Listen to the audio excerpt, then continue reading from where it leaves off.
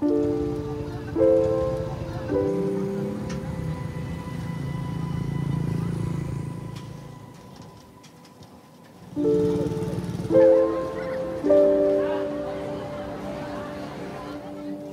Pilipinas, ang pananampalataya ay isang masilang tapiserya na hinabi sa tela ng pang-araw-araw na buhay.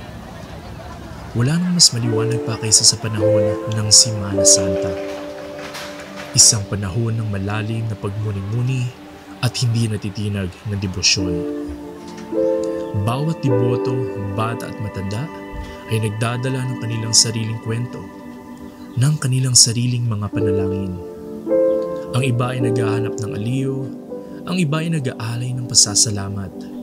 Lahat ay nagkakaisa sa kanilang pananampalataya.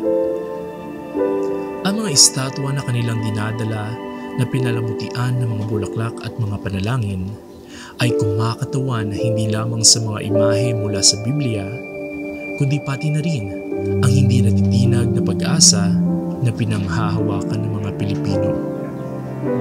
Ito ay panahon ng pagluha at pagmuni-muni para sa pag-alala sa mga sakripisyong ginawa at pag-asa para sa sanlibutan.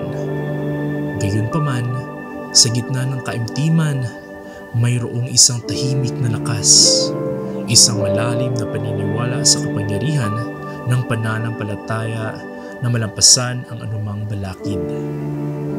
Ang ibinahaging karanasan ay nagpapaunlad ng pakiramdam ng komunidad. Isang paalala na hindi nag-iisa ang mga Pilipino sa paglalakbay na ito. Sa paglubog ng araw, nagpapatuloy ang prosesyon. Isang patunay na walang hanggang kapangyarihan ng pananampalatayang Pilipino. Ito ay isang pananampalataya na nakahanap ng kaaliwan sa tradisyon. Isang pananampalataya na lumalakad ng magkahawak kamay na may pag-asa. Isang pananampalatayang nagdadala sa kanila sa kadiliman at patungo sa liwanag.